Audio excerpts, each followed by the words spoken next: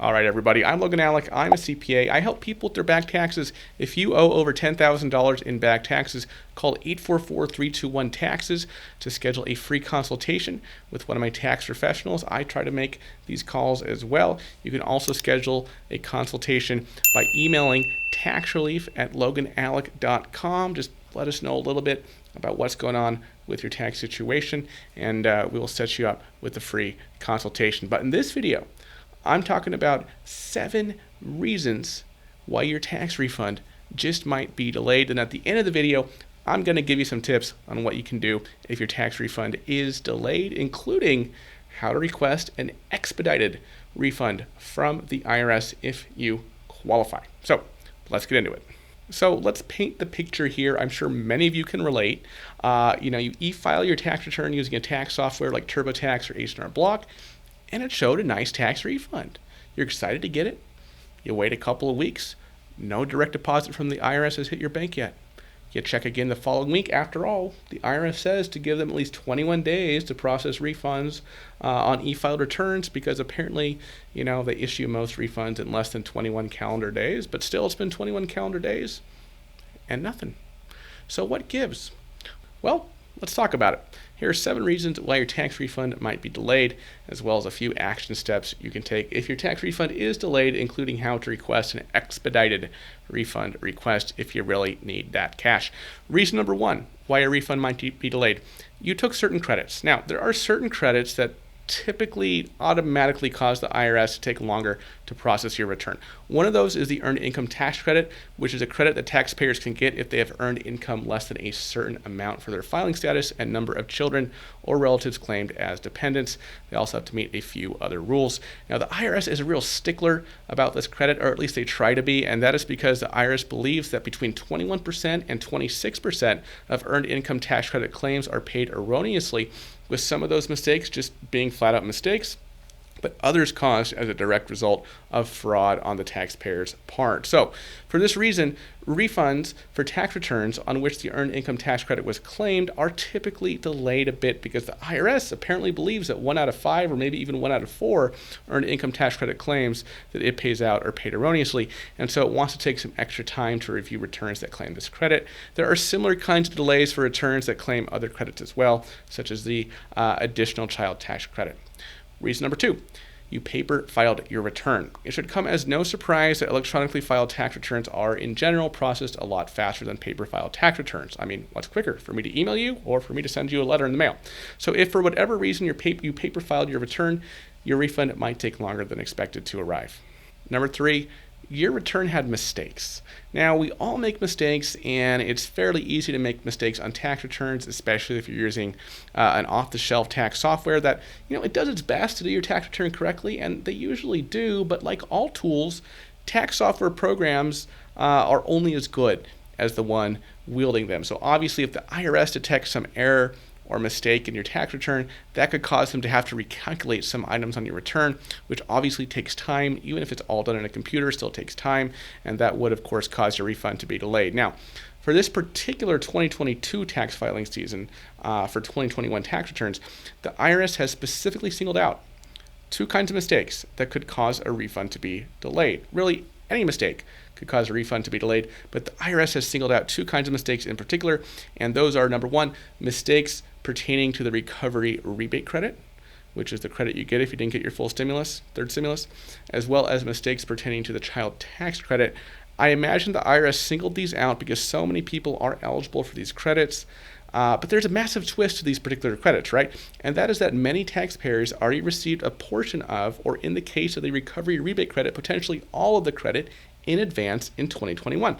So there's this reconciliation that has to be done on the tax return for these credits. For the child tax credit, you have to reconcile on Form 8812 how much of the credit you're actually eligible for versus how much you received in advance during the last 6 months of 2021. So the IRS sent people eligible for this credit and who received advanced payments of it a letter called Letter 6419, which basically told folks how much in advance child tax credit the taxpayer had received and the number of children that amount was based on, at least according to IRS records. Of course, To make matters worse, the IRS put out Fact Sheet 2022-5 earlier this year, stating that for some people, their letter 6419 was incorrect. It said, a limited group of taxpayers may receive an IRS letter with an incorrect amount of the payments received. Those in this small affected group generally involve people who moved or changed bank accounts in December 2021, and their checks were returned or as undeliverable, or their direct deposits were rejected.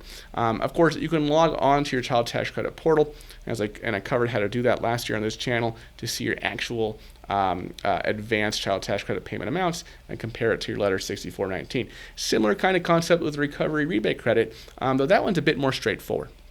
There was letter 6475 the IRS sent out to people indicating the amount of the third stimulus payment they received on their tax return. Taxpayers have to reconcile that amount with the actual 2021 recovery rebate credit amount they're eligible for. And for most people, those numbers will be the same.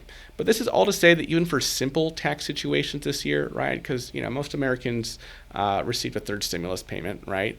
Many Americans received advanced child tax credit payments.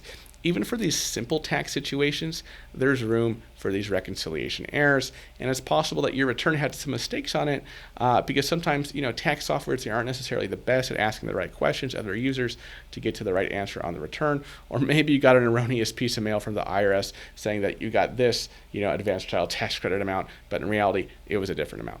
Kind of piggybacking on the last one, number 4 reason your tax refund could be delayed is your bank account or mailing address information is outdated. Now, one nice thing about some tax software is that if you use it year after year, you don't have to re-input a lot of your basic information, such as your name and address. So imagine this scenario, okay, because this happens more than you might think. You started your tax return in late January or early February after you got your W-2, and you ran it in the tax software, and you input your bank information for your refund. But then you notice that you hadn't received your tax package, your 1099-B and 1099 div from a stock brokerage, say like Robinhood or Webull or something like that. Or let's say maybe you remembered you sold some crypto last year and you had to figure that out, how to report it and get the information you need from the platform you use, and use this other platform where you originally bought it, but then you transferred over here and again swapped it for another crypto, and it can get complicated, right? So you set your tax return aside for a few weeks or a month and a half or something. And then when you finally gathered all your documents, you started working on your tax return again in the software. Now, what if you changed bank accounts during that time for whatever reason? What if you moved? People change bank accounts and they move every day. So that's kind of the double whammy, right? The tax software still has your old bank information that you input when you started your return at the beginning of the year. And it might even still have your old address, right, from last year's return. So what's going to happen? The IRS will attempt to deposit your refund into your old bank account. Assuming that account is closed, the bank will reject it. Then what's the IRS going to do? They're going to see it's rejected and issue a paper check to the address on your return. If your address was correct on your tax return, right, it would send the refund to that address, hunky-dory, right, a little bit of a delay, but you still get your refund. But even though, right, you still be dealing with a paper check, which generally would take longer than a direct deposit. Then it gets even more complicated if your address was wrong on your return because you moved. So go back to your return, check those two things, your direct deposit information, your address information.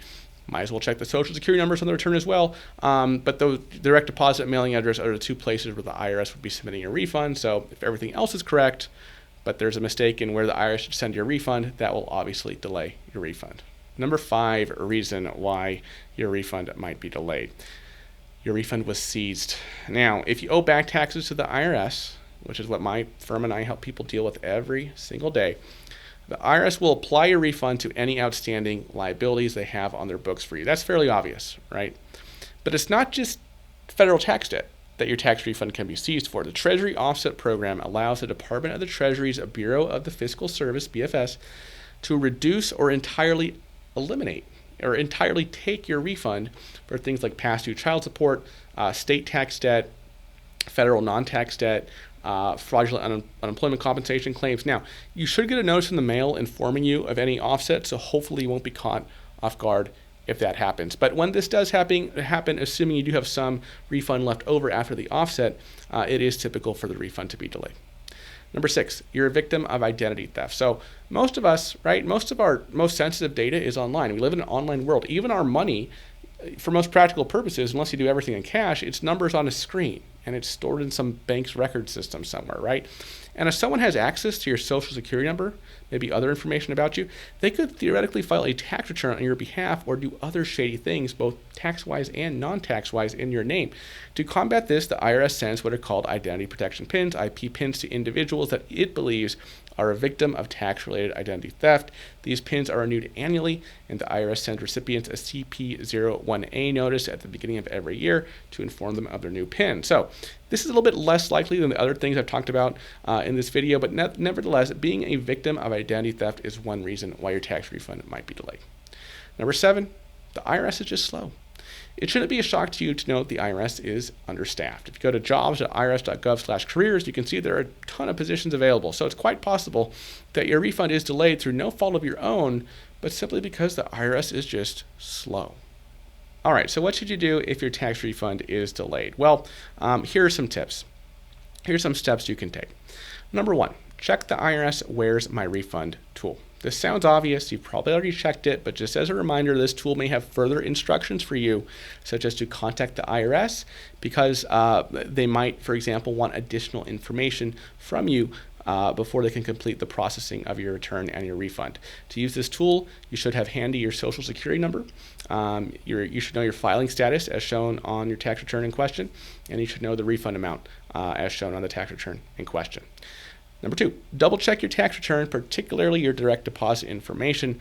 So you definitely want to check this, right, as well as other basic information like your mailing address and social security numbers. Not only your social, but also social of your spouse, social for your dependents, right? Because if one of those numbers is off, that could cause a delay in your refund. If you do notice a mistake, you can try to call the IRS, although it's been pretty tough to get through lately, or you can just wait it out because chances are the IRS will figure out the mistake and send you a notice in the mail, but unfortunately your refund will be delayed. Tip number 3, keep an eye on your mailbox even if you are expecting a direct deposit. Obviously, if you put direct deposit information on your tax return, you're probably expecting a refund as a direct deposit, obviously. But don't ignore your mailbox. Bank deposits get rejected every day, sometimes for bizarre or nonsensical reasons, like maybe the bank has a policy that your middle initial has to be included on the deposit or something strange like that, right? So if it's been 3 weeks, that 21-day period, and you e-filed your return with direct deposit information, and you still haven't received your refund, you'll probably get direct deposit eventually, but it doesn't hurt to keep an extra eye on your mailbox. Tip number 4, and this is somewhat extreme, and it's not guaranteed, but you can request an expedited refund, okay? It is actually possible for you to request an expedited refund from the IRS if you're facing a financial hardship as a result of not having that refund in your hands right now. Examples of financial hardship are that you will not be able to buy medicine that you need to live. You can't pay your rent, you're going to be evicted. Other basic living expenses, you can't pay your water and they're going to turn it off. It's not a financial hardship in the IRS's eyes that you really, really need to refund now because you don't want to miss out on a post-tax day television sale or something like that, okay? But if you are truly facing financial hardship as a result of not having your tax refund in your possession right now, then you can call 1-800-829-1040 and tell the IRS that you're requesting an expedited refund due to hardship. You should explain your hardship situation that the delayed refund is causing you and request that a manual refund be expedited to you. The IRS will likely want you to submit to them some documentation to prove the financial hardship you're going through as a result of your delayed refund, so be prepared for that. They'll probably want a copy of your tax return as well. All right, folks, it's been great talking to you today. I wish you all a happy last week of tax season. I hope all your refunds come with haste. I do have some other tax-related videos here on the side of the screen. And if you do owe the IRS and or your state government more than $10,000 in back taxes, reach out to my firm for a free consultation. You can call 844-321-TAXES or email taxrelief@loganallec.com. All right, folks, see you in the next video. Bye-bye.